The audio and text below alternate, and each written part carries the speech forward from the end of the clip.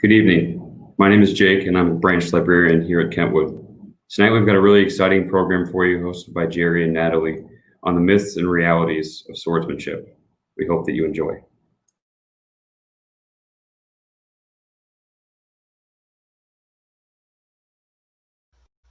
Hello, welcome to Swords Myth vs. Reality. My name is Natalie Budnick. I'm the Assistant Branch Librarian at Plainfield. And I'm Jerry Berg of the Swordsmanship Museum and Academy. And we are here to tell you a few truths and hopefully dispel a few myths about this important part of human history. So we're kind of nerds. We got into swords for a reason. We played Skyrim, Dungeons and Dragons, all sorts of things.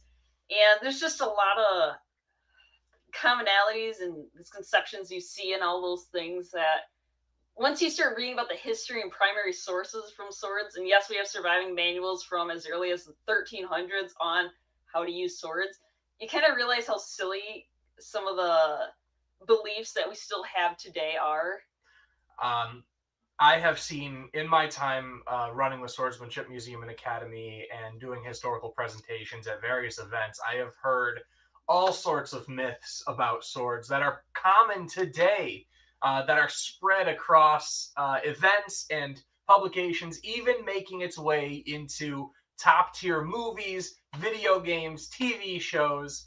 And while those are fun and awesome to watch, it does always bug me that there seems to be this aversion to proper sword history and use. And so that's what we're here to talk about today. Some of the top, most common myths about swords, their use, and their role on the battlefield and in our culture.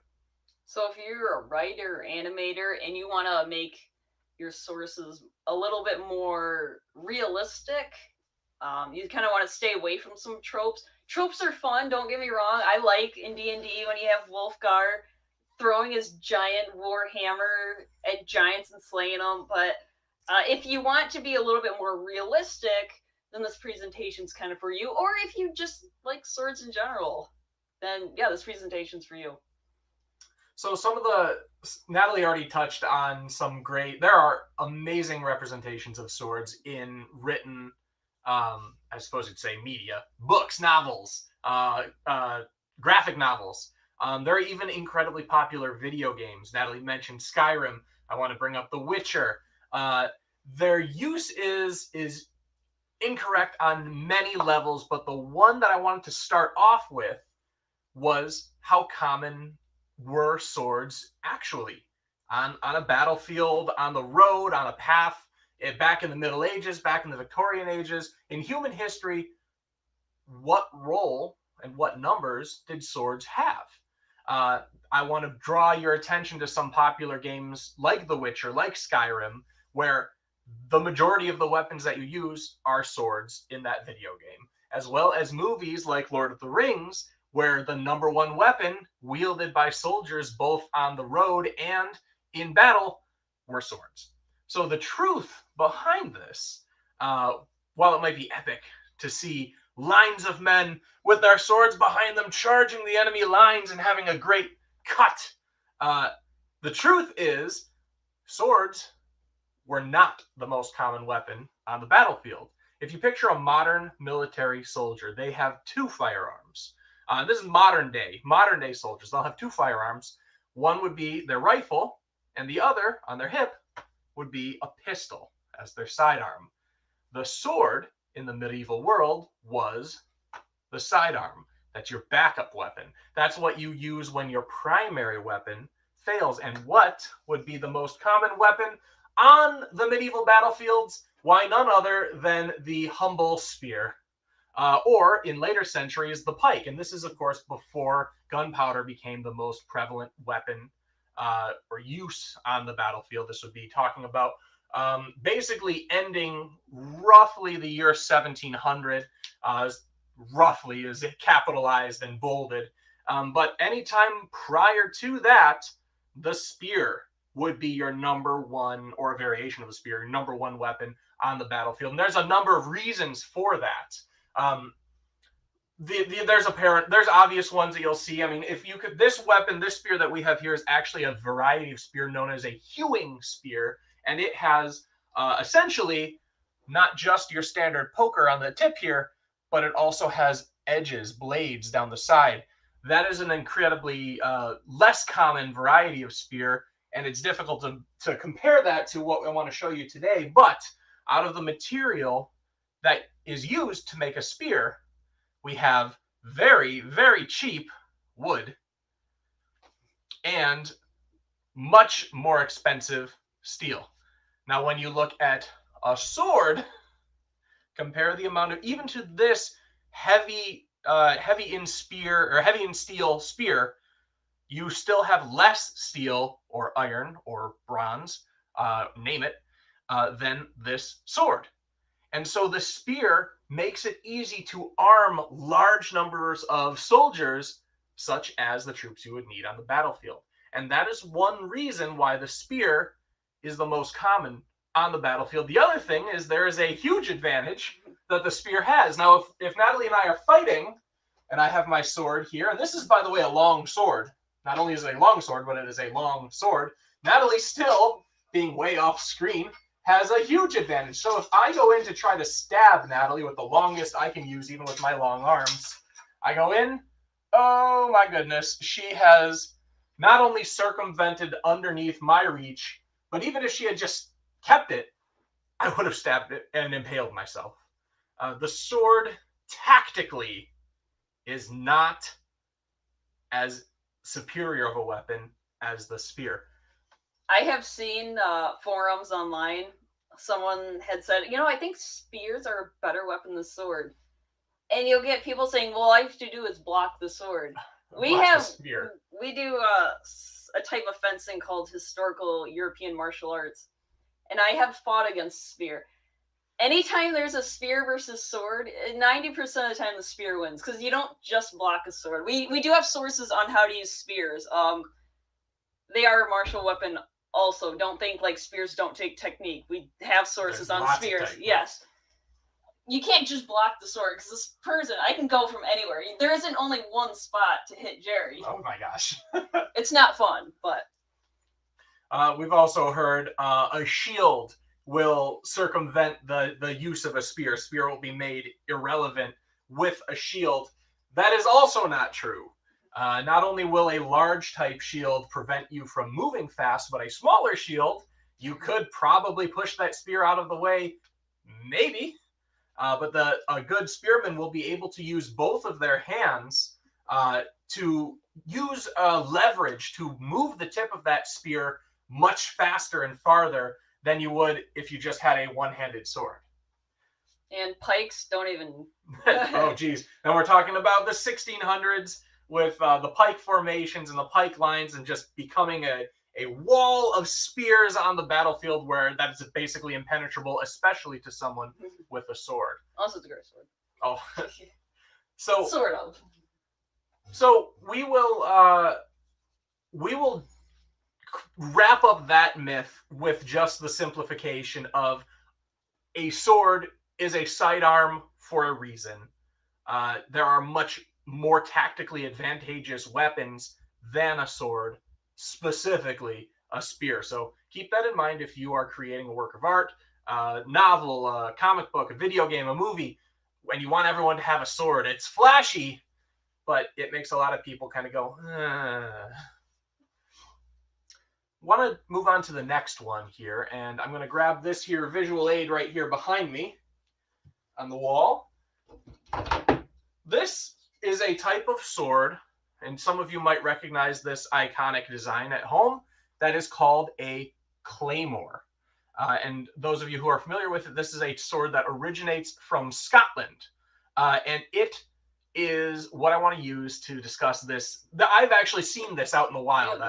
I visited Scottish cultural festivals and heard what other people are talking when they mention their ancestors, their descendants, and the weapons that they use. And I love that dedication, but you want to make sure that your knowledge is right. What we've heard is, quote, These Scottish claymores weighed 40 pounds. They were so heavy that you could only use them by swinging from below upwards, because it was impossible to keep that weight above your head for a downward cut.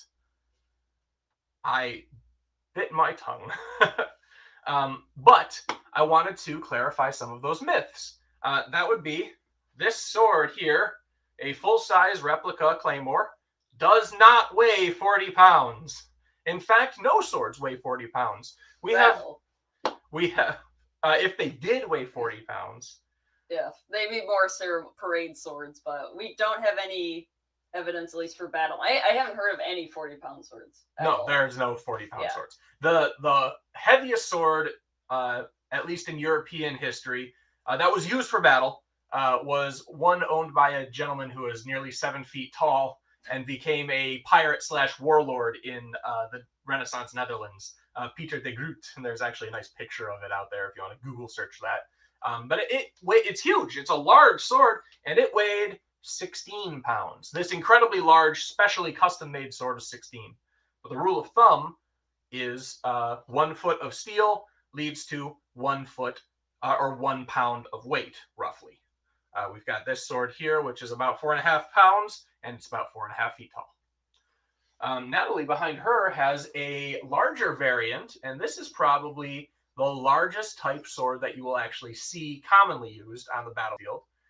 This is a great sword version. So if we keep the size here, you can see that this would be a standard long sword version, whereas the additional weight and size of that would be a great sword. A sword that is too large and too heavy to be used nimbly with just your arms. And in fact, when we look at the manuals that have survived from 500, 600 years ago about how to properly wield great swords like this, such as we have the Scottish Claymore, the Iberian Montante, the Italian Spadone, and the German Biedenhander or Schlatterschwert, which translates to battle sword.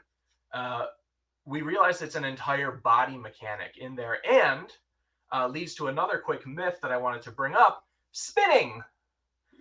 I know we didn't plan on talking about spinning, but I just thought I'd bring it up. I teach martial arts. I teach swordsmanship martial arts, and one of the most common things that I get asked about from new students is how do spin attacks work? And I tell the answer, well, you have your controller in front of you, and you press the A button to do the light attack and the B button to do the heavy attack. But spinning moves are not used in actual swordsmanship, asterisk.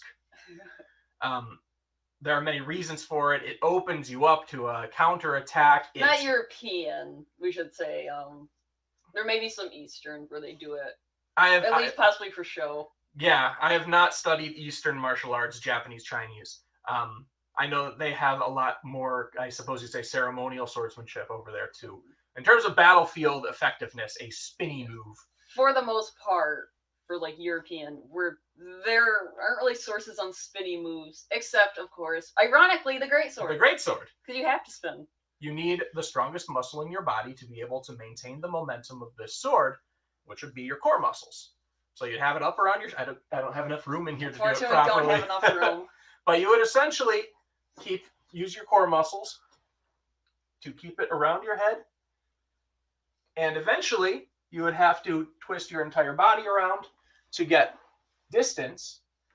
But keep in mind that a greatsword, like what Natalie was having, or the larger version of the Claymore, is used mostly as fear tactics. You would not be running through the battlefield slaughtering 20 soldiers with each cut with a greatsword. No. People like to live. And that's something a lot of video games don't have, this kind of morale, this fear. You see someone with a greatsword, you're going, I'm going to go that way. And they were also meant for swiping aside pikes. Great. So is there anything else about the greatsword that we wanted to bring up?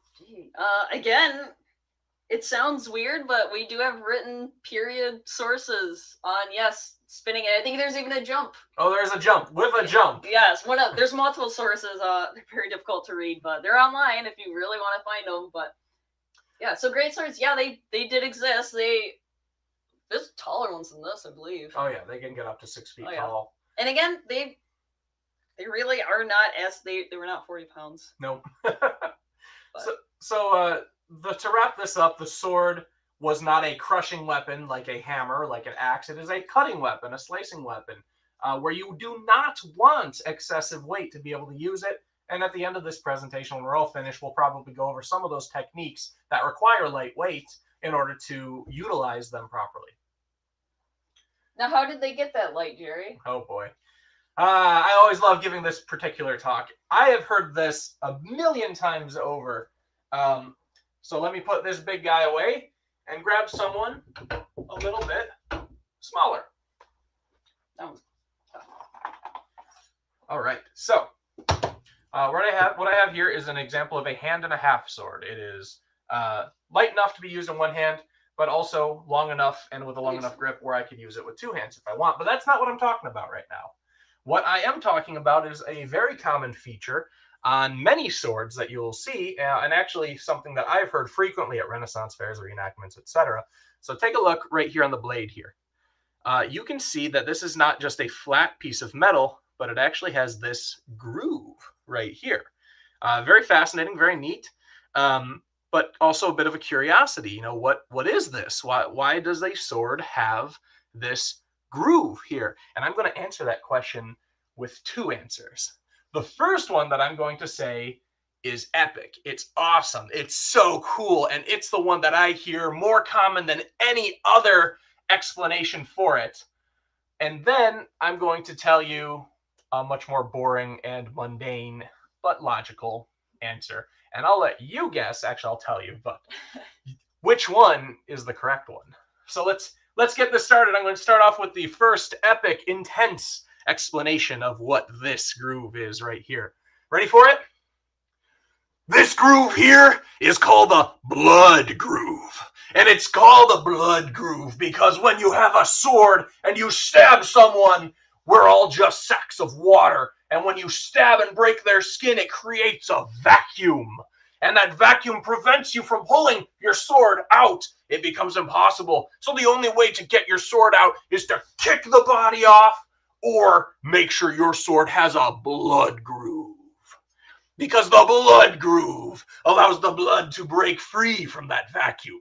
And you can draw your sword out from the body, ready to stab another. Let me tell you another explanation. This is not called a blood groove. It's called a fuller. And a fuller is made in different varieties, different methods when the sword is being constructed, but it has a very specific use. This fuller allows the swordsmith to remove excess weight from the sword, calling back to a previous myth. You want your sword to be light, you want your sword to be fast, but you also want it to be rigid. So instead of having just a flat chunk of metal on here, you would actually create this groove. Not only does that remove unnecessary weight and material, but it acts like an I-beam in construction, where it adds an incredible amount of rigidity and strength to the metal without requiring an entire chunk of metal for the product. So, the blood groove, I conclude with that presentation. Please decide at home which of those 2 presentations was the correct explanation for why there is a groove here in the sword. Hint, it's not a blood groove. But you've probably heard that at home, and I've heard it. I've heard it at presentations. We've heard it. You could tell they're an assassin sword or dagger because they have the poison groove. Oh my gosh, that's another explanation. Yeah. So yeah, this is not used for holding poison or anything like that as well. We've heard these. Like these are out in the wild. They're out on the internet, and specifically relevant to the presentations here, they're out in media, TV shows or books or even fan fiction that's out there on the internet. We want to make sure that this common knowledge of true swords extends and permeates throughout, you know, our creators of society. So, There's one more that we wanted to talk about. This actually made waves recently, didn't it? Yes, unfortunately.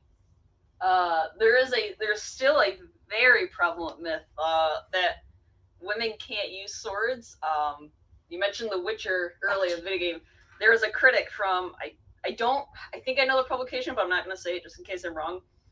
Who had this rant that went viral about a sword fight between Geralt and another female, and the critic was absolutely livid, saying it's so unrealistic that this woman could fight against a man. Like he was. I thought when I heard like he was just trolling, I thought it can't be that bad. Then I watched the video. Oh, it is that bad. One, he said there's no way a woman's strong enough to use these 5 to 10 pound swords. How are you picking that up? I know, because they're not 5 to 10 pound swords. They're not strong. Well, that's very wrong. We have sources of women on battlefields. We have seen on like 16th century, there was a clergyman who was doing last rites, and he saw in the bodies females who were dressed like soldiers. I don't like to say that was common, like that's kind of trope, but we do have some historical records of women pretending to be men once in a while. Whether people didn't actually know they were women, we don't know. They may have known like they're women, but you know, numbers are the most important thing right now. If you can hold a pike, go out there and fight. We have a very famous swords master named Thomas Hoyer Monster. Thomas Hoyer Monster. And I wish we had the picture of him because oh my, his mustache is amazing. And one of his most accomplished students was a female, actually from Ohio. This was the Victorian ages, I believe. Right, late 1800s. Yep, and during the Victorian ages, fencing was a co-ed sport. Women were encouraged to be fencers also.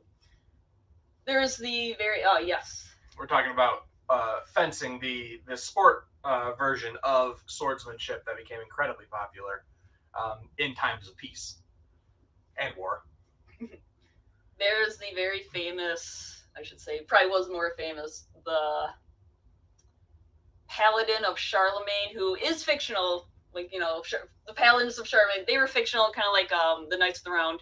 But even way back then, there was one female, Bradamante, who was a female who could, I believe it even says, like, could fight as well as any man. So even hundreds and hundreds and hundreds of years ago, the idea of a woman using a sword was not that outrageous. It wasn't normal, but even they could write females with swords. Like, even then, the idea of a female fighting men was not absurd. And there's a 16th century story about a female sutler who destroyed a man in a fight. Oh, yeah. But, again, those are fiction, but don't think you can't have a female character. The reason female fighters didn't appear commonly in history was for social reasons, not physical reasons. They still did heavy lifting. I'm actually reading about women in warfare. They were ones carrying heavy sacks, digging trenches, helping defend cities when you absolutely had to. They did manual labor too. Yes, it was very much social reasons. And we do have examples of women defending, picking up arms and fighting. So, very ironic point I want to say about saying why women can't use swords. Again, people say swords are too heavy. Women can't use swords. They can use bows. Oh my goodness! I was wondering if you were going to bring this up. I was wondering if you're going to bring it up. Oh, you're gonna let me do it? Yeah. Okay. So it's ironic. It's ironic. The idea that, and you see it all over. You see it with the Hunger Games. You see it with Lord of the Rings. That women or slighter men would be the ones who are archers because they're quick and nimble. Whereas the strong, buff, burly, hairy guys are the ones using axes and swords. Like you're associating a weapon with a physique, and that is incredibly fictional. We have, if anyone has picked up a replica medieval longbow, as in the bows that are about 6 feet tall, that are made for war, you need to have about 70, 80 pounds minimum as a drawback weight. What I mean by a drawback weight is that when you have the bow here and you grab the string with your right hand or your dominant hand and you pull it back, this motion here requires 80 pounds of draw. And this is not, you're not bicepting this. You're using your triceps and your back muscles. Those are not your strongest muscles in your arm and your body. Those are rarely used muscles. So by doing this to draw back minimum 80 pounds, I think we had like 150 is the maximum that we've estimated found of an actual surviving artifact, is just, you need muscles to be able to do that. And there, we actually have skeletal remains of soldiers on the battlefield that are clearly archers that have just huge structures of bones on their ribs and their torso, because you need muscles to be able to pull back a war bow. Like, don't get me wrong, there are lighter bows usually used for hunting small game that anyone could be able to pick back with little effort. But these war bows, the ones that would be able to pierce armor or puncture a body and would be used for slaying a human or an orc or some sort of near human person, would require a lot of strength to pull back. So things like Legolas or Katniss pulling back bows is not wrong, but to be able to do something intense like puncturing a shield, or something cool like shooting a wall and then swinging on or jumping on the arrows that you then shot the wall. I think they did that in The Hobbit. Would require immense strength in your upper torso. So if you can use a bow, you can use a sword. Yes. All right. Also, there were female samurai. Oh, geez. More history. We didn't even say that. We didn't even talk about. We've been talking about Western swordsmanship mostly. We didn't even talk about Eastern swordsmanship. We will be having a presentation later on about myths of the samurai and their weaponry. So that's this is a topic on the swordsmanship Museum and Academy. This is a topic that spreads across. It permeates all historical fiction. It permeates even Viking history. If you can picture a Viking with a two-handed sword, that's, for example, incorrect. There are no two-handed swords from the Viking age. So this tangent we got on. I know. I don't know how we got here. Yeah, that's okay. All right. So, so go on. Go ahead. Do we have time for this last one? Yeah. All right. Go ahead. Backscabbers didn't exist. That was it. Backscabbards. So that would be. Because I have not seen. Well, not for battle. Maybe for marching. No, I've never seen a backscabbard. I've seen one image of a backscabbard in a photograph of a guy who was in Southeast Asia, and I can't remember the nation or the nation that doesn't exist anymore. But he posed with a sword on his back because his hands were full of other weapons that he was holding. But we're talking in Europe. It's possible somewhere else in the world, but we're specifically talking European because we're more going into swords and sorcery kind of tropes. Yes, the medieval fantasy. Yes. Where you'll frequently see barbarians, etc., with a sword on their back. I had to duck because I don't want to hit the ceiling. But no, you can't. Go, you can do it. You'd have to just double hand it. And that was actually the first thing I noticed, and I'm bringing it up again, The Witcher 3, because we actually recently started playing it. He carries his sword, 2 swords on his back, and the animation of him taking it from his back into fighting position, they do that in like a half a second, because if you were to take the time to actually see someone in reality take a sword from your back and try to pull it out, you can't there's still too much sword on my back to be able to pull it out. Unless it's really low. And if you're probably at home thinking, well, yeah, just use a shorter sword. Like, yes, I could use a sword that is shorter than my arm. We have like this one here, for example. If I wanted to carry this little guy on my back, yeah, I certainly would be able. I certainly could, but why? Yeah, exactly. This is essentially a knife, and you can see that I'm comparing that to the length of my forearm, so I'd be able to successfully put it back behind me. But in that case, just carry it on your hip. where all swords were carried historically, either on your hip or simply carrying it over your shoulder. So we have the carrying of swords on your back is a myth. Again, it's a trope that I will excuse because it just looks cool. It looks awesome. If it's fantasy, like The Witcher gets a pass because it's fantasy. I can believe that they're so skilled that they could somehow pull it off. Now they can break I don't physics. know. I don't know. No, like, we're gonna have a debate on this. We haven't even talked about aiming it. In Oh this yeah, being able scabbard. to actually fit it in the mouth without looking. And I'll excuse it. I'm not A little excusing bit. it. You can A excuse little it. bit. I'm not. In fantasy. Nope. Okay.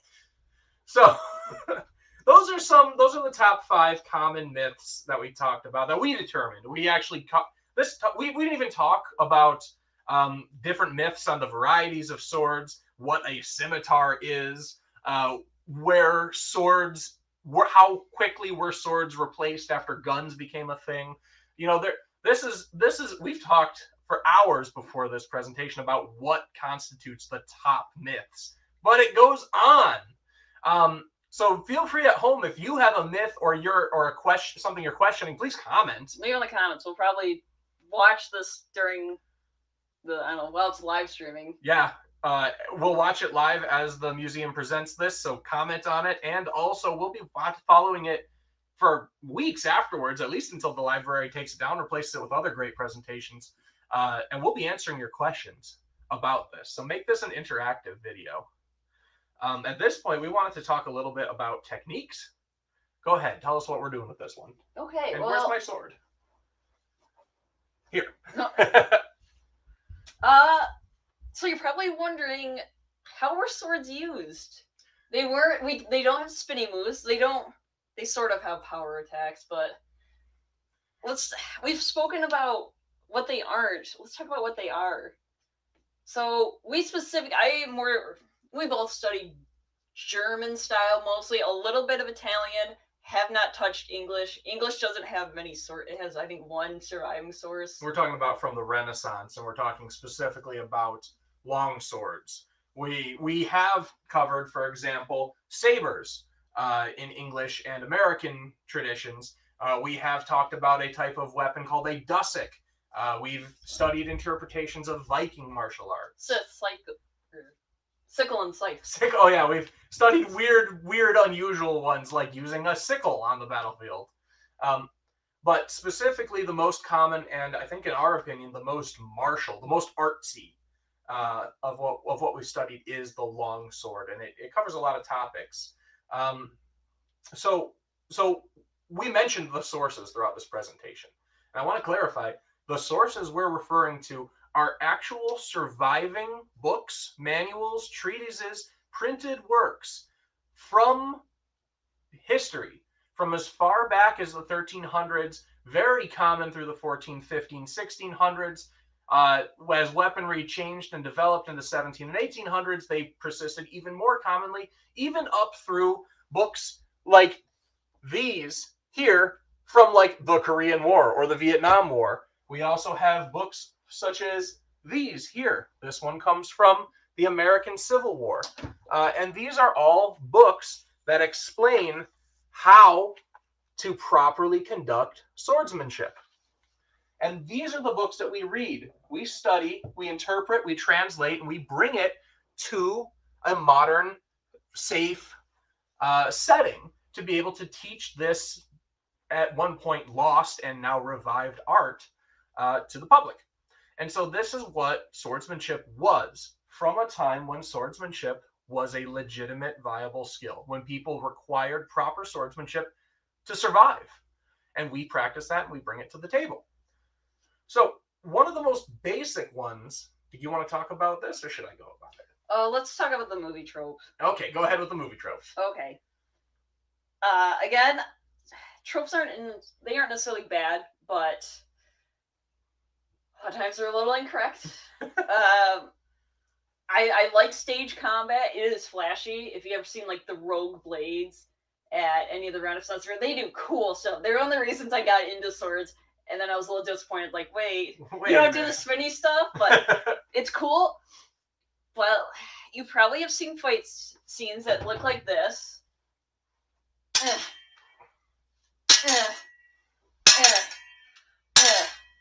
And then there's the one where you try and overpower. This one's a great one in anime, where you get really close. Oh, jeez. I'm gonna use this opportunity to dialogue with you about my inner feelings. And then they jump back, and it's awesome. And there go the messers. Not really the most the most accurate.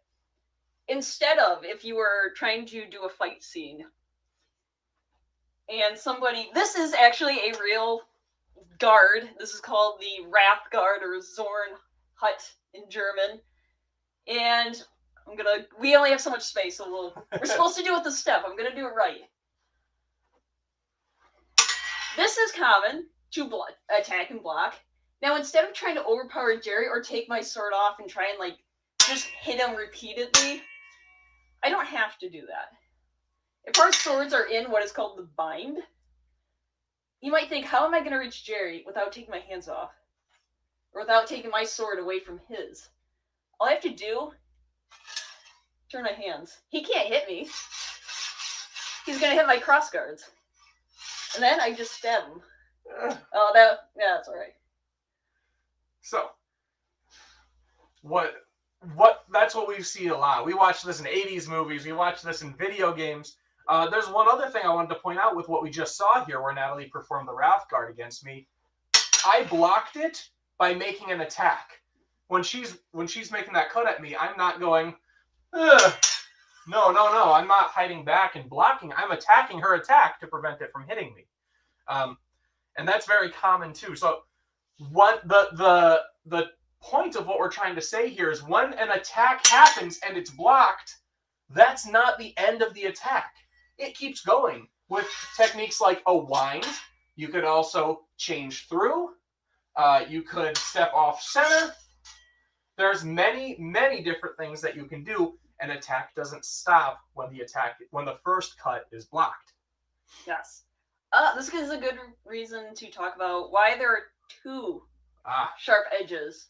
If we get in that bind, if I know Jerry's gonna block me because I'm not so fast that this is an anime, I can't like just blink behind him. We're not two samurai running past each other and the camera focuses on the near one and the far one and one of us falls down. Instead of going and trying to attack with the same side, I can do I can let his sword hit mine and use that momentum to do. Oh my. That. You see this attack a lot. It's weird. It's a weird attack. You see it all the time. It is one of the bread and butter. This is how. Because you get so much more flexibility. You'll see what they call the thumb grip. You actually put your thumb either on the blade or down. It lets you turn your wrist more. You can see longsword fights. If you type like HEMA tournament longsword, you'll see this attack all the time. So it's kind of weird, but yeah, there is a reason for the two sides. You'll see this. You use what is called there's a true edge, and then there's the false edge, or long edge, short edge. But if you're ever wondering why there's a blade facing you, now you kind of know why. I kind of hinted at another myth there real quick. I don't know if anyone caught it. Oh no!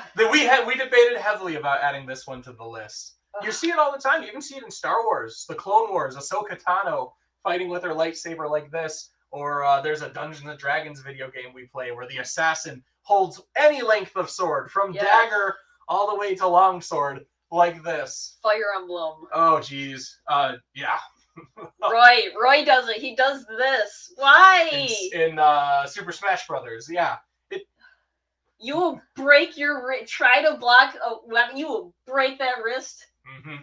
So there is no manual, dagger is not included, that has you hold a sword like this. And logically, body mechanics. What muscles are you using that hold a sword that would make a swing happen with this? Well, in this case, you would be using your lower muscles on your arm, the ones less used, the ones that would, if you simply held your sword like a normal fighter, you'd be able to use proper muscles, proper body mechanics with a stronger cut. Whereas this, you can't do. You have less flexibility. There's no. I guess it's better for stabbing if you. No, it's not better for stabbing. This is the best, but So there's no benefit to holding your sword down like this at all. Period. Don't make your characters do this, especially if you are trying to. Well. No, don't do it. No, you can do whatever you want. Yes. You can do whatever you want. Just. But if you're trying to portray your character as a skilled swordsman, this is not a good thing. All right. So, with that, we talked about not even scraping the tip of the iceberg in terms of the depth of what historical swordsmanship is. If there's time, I'd like to kind of do a quick thing on one-handed swords. Oh, let's do it. All right, let's do a one-handed little sword. saber. If you are doing something like steampunk or want a saber, I'll use this one. We don't necessarily have to. Oh, I've got sabers right here. All right. I've got lots of sabers. This one looks sharp. I don't know if it is. That one is sharp. Oh, okay. Let's not That's use why the we'll sharp use these ones. And you use. That one's good. That's a cavalry sword. Oh, Oh no, that's an officer sword. goodness gracious. That's not a good one. So again, if you are doing a one-handed sword fight, we are doing more Victorian. This Age. is 1800s is what we're talking about. Yes. And you're just curious about them. We'll go over the very, very basics. You cannot see my feet, but they are apart. I want my body. So, longsword, you're more square. Your shoulders are Yes. facing your opponent.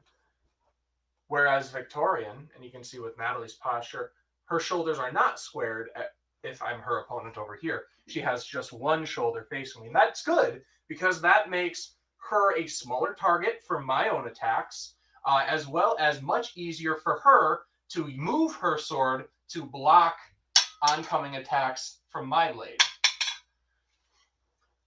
The other thing is it allows for a lunge much more efficiently.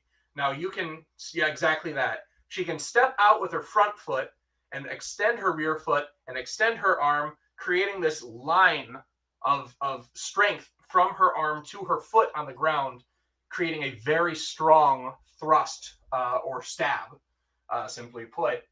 And the other thing with saber is you have to keep in mind the design of the sword. Now these are sabers. Now these ones might be more straight than what you might consider, but they're sabers. The thing that really defines a saber is the curvature of the blade. And with that, the techniques are utilized as well. Now what you have primarily is a type of cut, which is called a moulinet, which translates from French to little windmill. And you'll see exactly why it's called the little windmill. Notice when Natalie's performing the moulinet, that her cuts, or her angles are coming specifically. Oh, geez. Yeah. Not hit the ceiling, not hit the table. Her motion of her body is coming almost exclusively from her wrist. Oh, this is a heavy sword. Yeah. So her wrist is where actually the strength of this motion is coming from.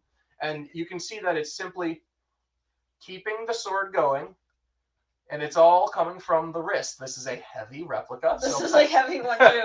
Goodness. But the technique would be a much more poised, more postured, focused technique rather than a rougher style character, a rougher style fighter. You have to be trained. Unless it's Polish saber, in which case it's worse. That's a whole different story. Very different. Polish, Hungarian, it's more close to the body, but still very slicey. It is, you gash them. The point that we're trying to make with this is it is a very common thing for creators to associate the personality of the character or the emotions of the character with their weapon, especially with their sword, because there is such an incredibly and inspirationally large number of varieties of swords in human existence, especially if you take into account some of the modern fantasy swords that you see, like the swords from the Uruk-hai in Lord of the Rings, or the chain swords from Warhammer 40k. You know, they're such a variety. So the sword that you associate as a creator with the character that you're creating is incredibly important. You do not want to have a barbarian character, for very simplicity's sake, fighting with a saber. You would want to have a more appropriate one. You would not want a gentlemanly character to be fighting with a warhammer. Unless you like the Well, juxtaposition, I guess. I guess that could be interesting. Good point. I'm not an author. Yeah. But there are lots of varieties of swords out there, and each of them has their own proper way of being used. And it would be incredible to have a character utilize their swords that is a representation of their personality in an appropriate manner. And with that, I think, unless there's anything else you wanted to talk about? I was going to say, I said before about the whole fighting with the longsword, how you don't clash. It's opposite with saber. Oh, where you do block. Yeah, you block. But then you take... Sure. Well, we won't go over it. Okay. That is a good opportunity to have a dialogue if you wanted that. We talked about not doing this, not doing you don't do that.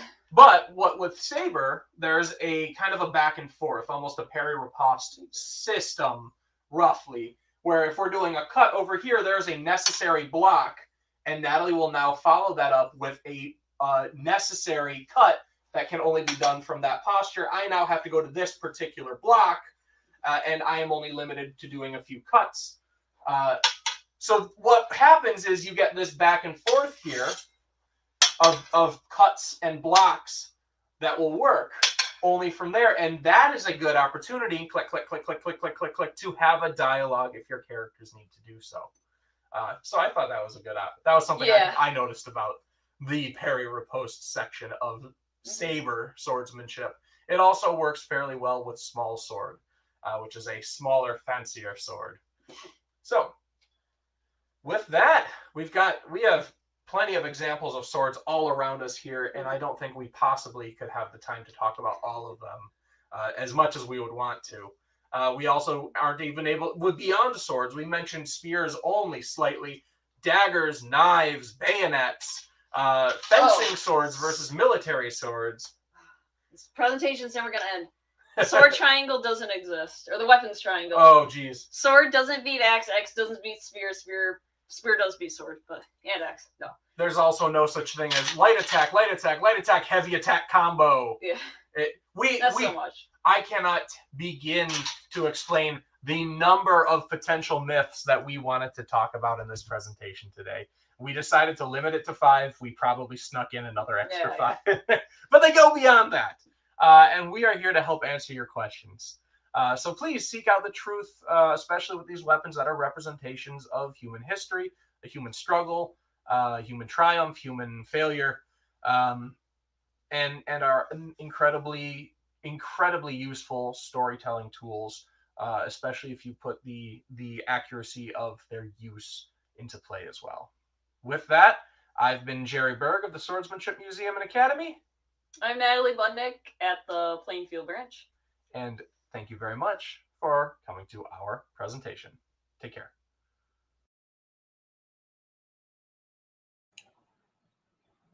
Thank you all for joining us tonight. We really appreciate everything that you guys have been able to enjoy tonight. And if you do have any questions, please feel free to put those in the comments. And Jerry will kind of go over these and hopefully be able to respond to some of them if you do have any questions. We hope you stay safe through all these trying times, and we really look forward to seeing you guys in the branch when we're able to open back up. Have a great night.